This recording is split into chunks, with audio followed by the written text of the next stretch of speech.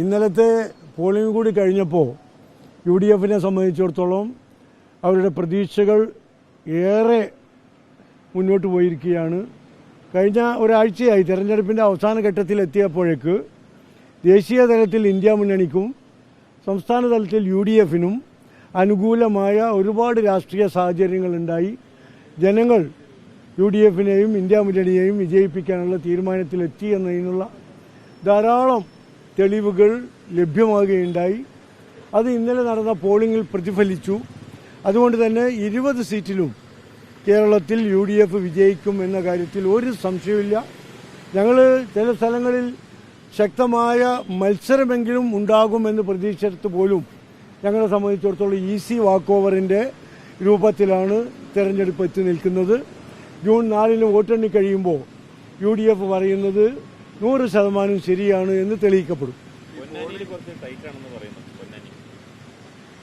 Ponnani tight ആർക്കാണ് എന്ന് പറയുന്നില്ലല്ലോ. ഞങ്ങളെ സംബന്ധിച്ചിടത്തോളം ഇത്ര നല്ലൊരു രാഷ്ട്രീയ സാഹചര്യം പൊന്നാനിയിൽ ഒരു കാലത്തും ഉണ്ടായിട്ടില്ല. എല്ലാത്തരം പരീക്ഷണങ്ങളും പൊന്നാനിയിൽ പരാജയപ്പെട്ട ചരിത്രം നമുക്കറിയാലോ. 2004 മുതൽ ഇങ്ങോട്ടുള്ള ഏത് കണക്കെടുത്ത് നോക്കിയാലും ഓരോ ഘട്ടത്തിലും ഓരോരുത്തരെ കൊണ്ടുവന്ന് നിർത്തി ഇടതുപക്ഷമുണ്ട്.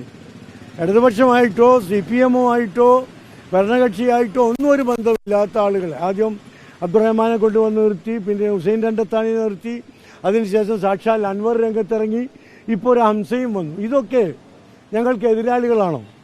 ഏത് ആശയത്തെയാണ് ഇവർ പ്രതിനിധീകരിക്കുന്നത്? ഏത് മുന്നണിയുടെ സ്ഥാനാർത്ഥികളായിട്ടാണ് ഇവർ രംഗത്ത് വരുന്നത്? അപ്പോൾ കാലാകാലങ്ങളിൽ പൊന്നാനിയിൽ ജയിക്കില്ല എന്ന ഉറച്ച വിശ്വാസമുള്ളതുകൊണ്ട് ആരെയെങ്കിലും സ്ഥാനാർത്ഥിയായി നിർത്തി രക്ഷപ്പെടുകയാണ് മാർക്സിസ്റ്റ് പാർട്ടി ചെയ്യാറ്. ഇത്തവണയും അത് തന്നെയാണ് ആവർത്തിച്ചത്. നല്ല ഭൂരിപക്ഷം കിട്ടും.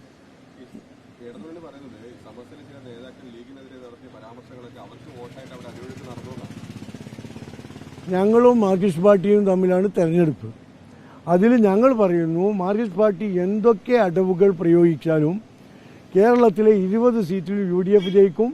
പൊന്നാനിയിലും മലപ്പുറത്തും മുസ്ലിം ലീഗിന്റെ യുഡിഎഫിന്റെ ഭൂരിപക്ഷം വർദ്ധിക്കും.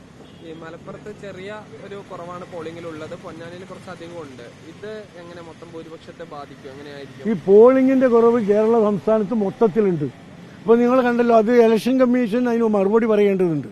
പോളിംഗിന്റെ ഡിലേ വളരെ താമസിച്ചാണ് പോളിംഗ് നടന്നത്. ഇന്നലെ രാത്രി ചില ബൂത്തിലൊക്കെ 11:30 മണിക്കാണ് പോളിംഗ് അവസാനിച്ചത്.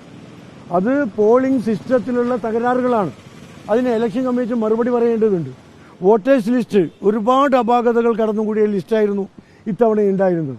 പലയിടത്തും പോളിംഗിൽ വന്ന ഡിലേ പല വോട്ടർമാരെയും വോട്ട് ചെയ്യാതെ തിരിച്ചയക്കുന്ന സാഹചര്യം വരെ ഉണ്ടായിട്ടുണ്ട്. അതുകൊണ്ട് ജനാധിപത്യ അവകാശങ്ങൾ പലർക്കും നിഷേധിക്കപ്പെടുന്ന ഒരു സാഹചര്യം പോലും ഉണ്ടായിട്ടുണ്ട്. അതുകൊണ്ട് ഇലക്ഷൻ കമ്മീഷൻ അതിന് മറുപടി പറയേണ്ടതുണ്ട് എന്ന് തന്നെയാണ് ഞങ്ങൾക്ക് പറയാനുള്ളത്.